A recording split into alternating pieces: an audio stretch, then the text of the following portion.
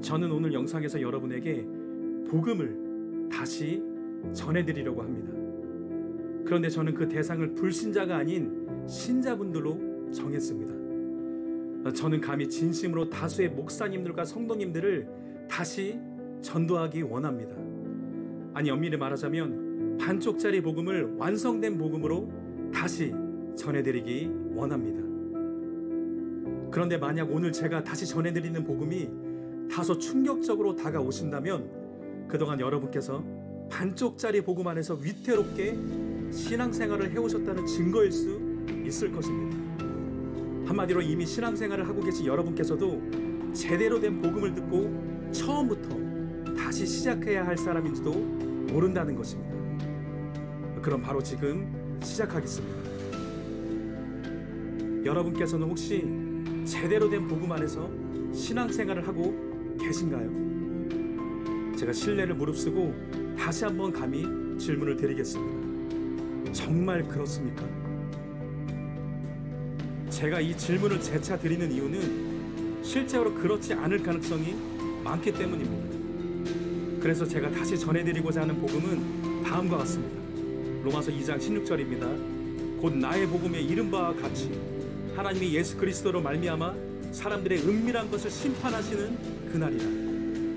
이 구절에서 사도 바울은 자신이 이미 전한 복음을 나의 복음에 이른 바와 같이 라고 시작하면서 재차 전한 것입니다. 그런데 혹시 여러분께서는 여기서 복음을 찾으셨습니까? 여러분이 아는 그런 복음의 내용이 분명히 언급되어 있습니까? 흔히 복음이라 하면 예수님을 믿어서 구원받는 것을 말합니다. 하지만 여기에는 그런 언급조차 전혀 없습니다. 다만 심판에 대해 말씀하고 있을 뿐입니다. 그것도 사람들의 은밀한 것까지도 다 심판하시는 그런 엄격한 심판을 말입니다.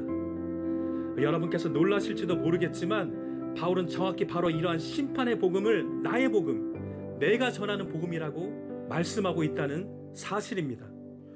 멀리 갈 것 없이 같은 로마서 2장에 보면 바울이 전하는 그 심판의 복음이 잘 나타나 있습니다. 집중해서 잘 들어주시길 부탁드립니다. 로마서 2장 6절에서 10절입니다. 하나님께서 각 사람에게 그 행한 대로 보응하시되 참고 선을 행하여 영광과 존귀와 썩지 아니함을 구하는 자에게는 영생으로 하시고 오직 당을 지어 진리를 따르지 아니하고 불의를 따르는 자에게는 진노와 분노로 하시리라. 악을 행하는 각 사람의 영에는 환난과 곤고가 있으리니 먼저는 유대인에게요 그리고 헬라인에게며 선을 행하는 각 사람에게는 영광과 존귀와 평강이 있으리니 먼저는 유대인에게요 그리고 헬라인에게라. 한마디로 하나님께서 각 사람에게 그 행한 대로 보응하시되 바로 이것이 로마서 2장 16절에서 바울이 말하는 나의 복음인 것입니다. 심판이 곧 복음이다. 이것이 이상하게 들리실지 모르지만 여러분, 이것은 결코 저의 새로운 주장이 아닙니다. 무엇보다 성경 그대로를 전해드린 것입니다. 뿐만 아니라 실력 있는 학자들도 그렇게 해석합니다. 대표적으로 국내 학자 두 분의 견해만 인용해드리면, 먼저 숭실대 권영경 교수님은 로마서 3책에서 바울은 이 행위심판 사상이 내 복음에 의한 것, 곧 자신이 선포한 복음에 속한 것임을 분명히 한다, 이렇게 분명히 밝히셨습니다. 또 지금은 은퇴하신 백석대 홍인규 교수님도 로마서 어떻게 읽을 것인가 해서 나의 복음이란 바울에게 맡겨진 복음을 말한다. 그의 복음에 의하면 하나님께서는 유대인과 이방인 모두를 예수 그리스도로 말미암아 심판하실 것인데, 그것도 율법의 의로운 요구에 따라 심판하실 것이다. 그러니 여러분, 제가 성경에 없는 다른 복음을 전하고 있는 것일까요? 지금 제가 바울의 복음을 조금이라도 변질시키고 있습니까? 그럴 수 없습니다. 그런 만큼 앞서 제가 드렸던 질문은 바로 이것입니다. 여러분께서는 바울의 이 복음 안에서 지금껏 신앙생활을 해오고 계시냐는 겁니다. 그러니까 우리가 죄인 되었을 때 회개와 믿음을 통해 구원을 받는 것, 이것도 복음이지만 우리가 구원받은 이후 장차 하나님의 심판은 각 사람의 행위대로 이루어진다는 것, 바로 이것도 정확히 바울이 전하는 복음이라는 것입니다. 저와 여러분은 이 복음 안에도 반드시 거해야 한다는 것입니다. 그런데도 이렇게 말하면 다음과 같이 반응하는 사람들이 있습니다. 구원은 믿음으로 받는 것인데 무슨 행위로 심판을 받나요?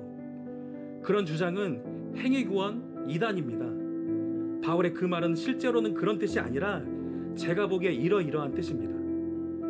이렇게 궤변을 늘어놓으면서 오히려 지극히 성경적인 바울의 복음을 전하는 사람들을 행위 구원론자라고 매도하는 사람들이 있습니다. 여러분께서는 이렇게 말하는 사람들을 조심하셔야 합니다. 실제로 이와 같은 소경된 목사님들과 또 그런 목사님들이 양산해낸 소경된 성도님들이 교회 안에 수두룩하다는 것을 저는 경험적으로도 잘 알고 있습니다. 하지만 여러분, 바울이 로마서 2장 16절에서 나의 복음이라고 말한 대로 행위 심판을 전하는 사람들이 정말 행위 구원론자일까요? 또 그런 구절들은 실제로는 그런 뜻이 아니라 다른 뜻일까요? 절대 그렇지 않습니다. 만일 그렇다면 이제 제가 인용해드리는 다음 말씀들과 그 인물들 모두가 다 행위 구원과 행위 구원론자가 되고 말기 때문입니다. 사도 요한복음 5장 29절 선한 일을 행하지 않은 생명의 부활로 악한 일을 행하지 않은 심판의 부활로 나오리라. 사도 바울 로마서 2장 13절 하나님 앞에서는 율법을 듣는 자가 의인이 아니요 오직 율법을 행하는 자라야 의롭다 하심을 얻으리니. 사도 베드로전서 1장 17절 외모로 보시지 않고 각 사람의 행위대로 심판하시는 이를 너희가 아버지라 부른즉 너희가 나그네로 있을 때를 두려움으로 지내라.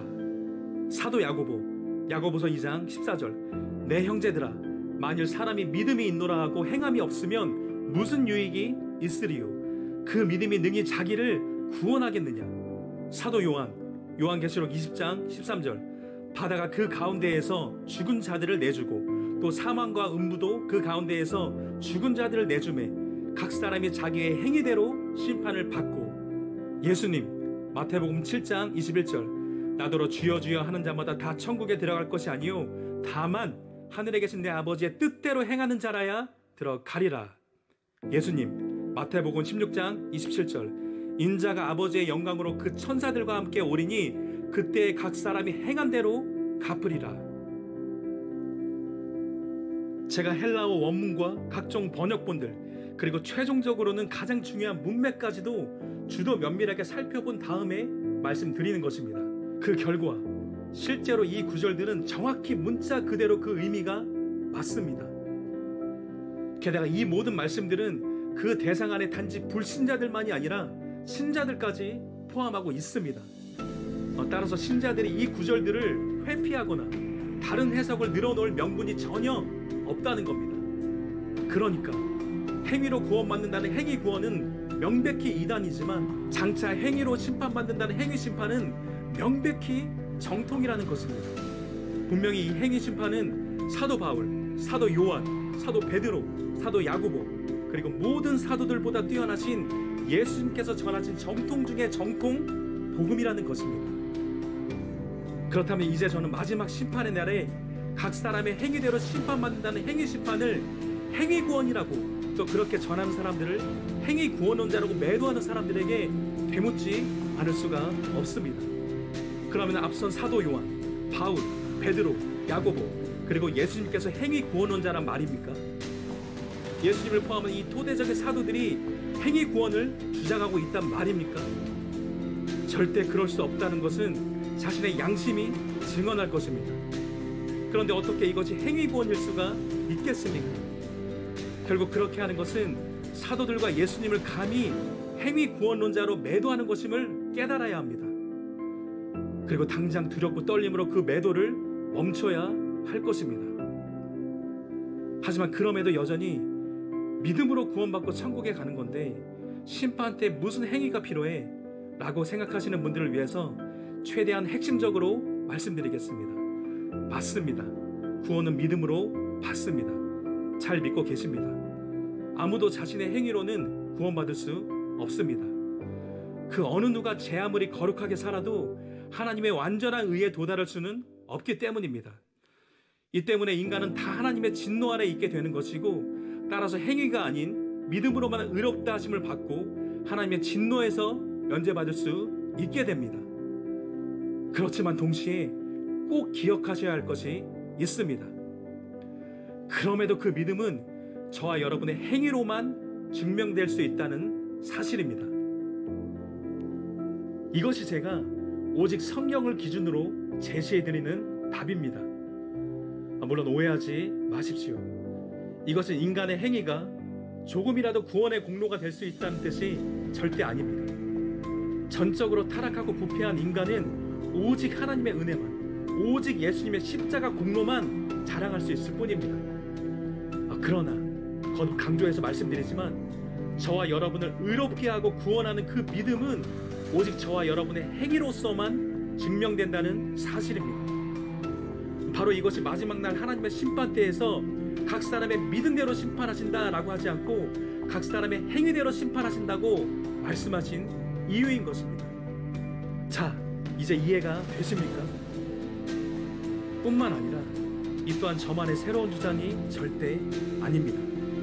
국내의 정통 신학계에서도 두루 인정받는 다음 해외의 학자들도 이에 대해 동일하게 증언했기 때문입니다. 먼저 마틴 로이드 존스는 로마서 강해에서 이렇게 증언했습니다. 심판대에서 주어질 오직 한 가지 질문은 죄에 대해서 어떠하냐, 내가 무엇을 행하였느냐일 것입니다. 죄에 따라서 심판을 받을 것입니다. 사도가 바로 그 점을 말하고 있는 것입니다. 마찬가지로 존 스토트는 진정한 기독교에서 이렇게 증언합니다. 우리는 행위에 의해 심판받음. 신약 성경 전체는 이것을 가르친다. 곧 죄인들은 그리스도를 믿음으로 인해서만 의롭다함을 받을 수 있지만 행위에 의해 심판을 받을 것이라는 점이다. 이것은 모순된 말이 아니다. 사랑의 선한 행위만이 우리의 믿음을 보여주는 유일한 공개적 증거이기 때문이다. 역시 존 스토트는 진정한 기독교에서 다음과 같이 말합니다. 그리스도인과 선행, 우리는 행위에 의해 구원받을 수 없지만 행위 없이 구원받을 수도 없다. 선행은 구원의 길은 아니지만 구원을 나타내는 적절하고도 필요한 증거이다.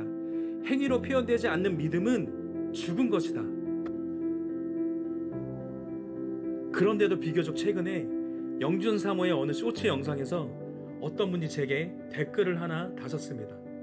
제가 자기의 의를 의지하는 사람이니 지옥에 갈 것이라고 말입니다. 여러분, 사실 저와 아내는 이러한 현실 때문에 전혀 마음에도 없었던 유튜브를 시작하게 되었습니다. 이것이 교회 안에 들어온 현실이기 때문입니다. 성경 그대로, 예수님과 사도들의 말씀 그대로를 근거로 제시하고 그에 따른 올바른 해석을 제시해도 좀처럼 보아도 보지 못하고 들어도 듣지 못하고 마음으로도 깨닫지 못하는 것입니다. 여러분, 이것이 어떻게 자기 의가 될 수 있습니까? 여러분, 이것은 자기 의가 아니라 의의 열매입니다. 즉 믿음으로 구원받고 거듭나서 내주하시는 성령님에 의해 맺혀지는 성령의 거룩한 열매인 것입니다. 다른 말로 진정으로 회개한 자에게 맺혀지는 회개에 합당한 열매인 것입니다. 한마디로 이 또한 성령님의 전적인 은혜이고 저는 제게 임한 은혜를 자랑하는 것뿐입니다. 오히려 자신은 이러한 거룩한 열매도 맺지 않고 죄악 가운데 살면서도 하나님의 주권 아래서 은혜 안에서 순정하며 열매 맺는 사람들을 자기 의에 빠진 지옥에 갈 사람이라고 비방하는 사람들이야말로 죄송한 말씀이지만 화가 있을 것입니다. 만일 자신이 은혜 안에 있다는 것을 자신의 행위로서 증명하지 않는다면 말입니다. 감히 저주하는 게 아니라 실상을 말씀드리는 것입니다. 이제 오늘 진리의 말씀, 즉 사람의 계명이 아닌 하나님의 계명, 이 카테고리 영상을 마무리하겠습니다. 아마 여기까지 잘 따라와 주셨다면 이쯤 되면 한 가지가 궁금하실 것 같습니다. 그렇다면 도대체 어느 정도로 행해야, 어느 정도 말씀대로 살아야 하나님의 심판대에서 나의 믿음이 참된 것임을 증명할 수 있을까? 한때 저도 이것이 궁금했었습니다. 결론적으로는 시원한 기준, 명확한 커트라인은 알 수가 없다는 것입니다. 성경이 그러한 구체적인 기준에 대해서는 침묵하기 때문입니다. 다만 기준이 전혀 없는 것이 결코 아닙니다. 마태복음 5장 20절입니다. 내가 너희에게 이르노니 너희 의가 서기관과 바리새인보다 더 낫지 못하면 결코 천국에 들어가지 못하리라. 문맥상 여기서 말하는 의는 믿음으로 의롭게 되는 이른바 치의가 아니라 삶 가운데 맺혀지는 실제적인 의, 곧 의의 열매입니다. 이처럼 예수님 당시 외식하며 불법을 행하던 서기관과 바리새인보다 더 나은 의를 가지는 것, 이것이 기준이고 커트라인이라고 말씀드릴 수 있습니다. 만일 누군가가 자신은 믿는 사람이라면서 불신자와 다를 바 없이 살아간다면 자기 양심이 스스로 증언할 것입니다.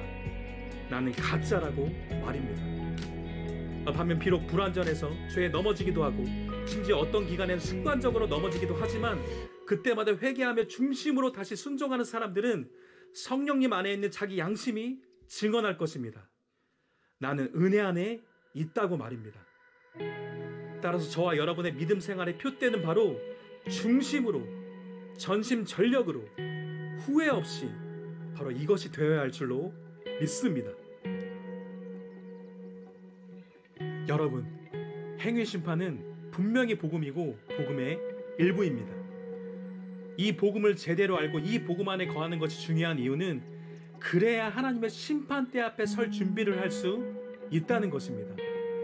그래야 진짜 믿음으로, 진짜 신자로 살다가 하나님 앞에 설 수 있다는 것입니다. 그러니 이 시간 저와 함께 기억합시다. 마지막 날 하나님의 심판대에서 우리의 믿음은 단지 사도신경 같은 신앙 고백으로 평가받지 않을 것입니다. 단지 우리가 받은 세례로 평가받지도 않을 것입니다. 또 단지 장로, 권사, 안수집사, 교사 같은 직분으로 평가받지도 않을 것입니다. 또 단지 헌금으로 평가받지도 않을 것입니다. 또 단지 예배와 봉사로 평가받지도 않을 것입니다. 심지어 열심히 전도하고 해외에 나가 선교한 것으로 평가받지도 않을 것입니다. 심판의 날 우리의 믿음은 오직 저와 여러분의 삶으로 평가받을 것입니다. 다시 말해서 저와 여러분의 거룩한 열매, 거룩한 행위로 평가받을 것입니다. 바로 그것이 하나님 앞에서 저와 여러분의 믿음이 참된 것인지를 증명하는 유일한 기준이기 때문입니다. 그럼 저는 다음 시간에 또 찾아뵙겠습니다. 오늘도 영상 시청해 주셔서 정말 감사합니다. 오늘 전해드린 말씀을 겸손함과 온유함으로 받으신 모든 분들을 예수님의 이름으로 사랑하며 축복합니다. 감사합니다.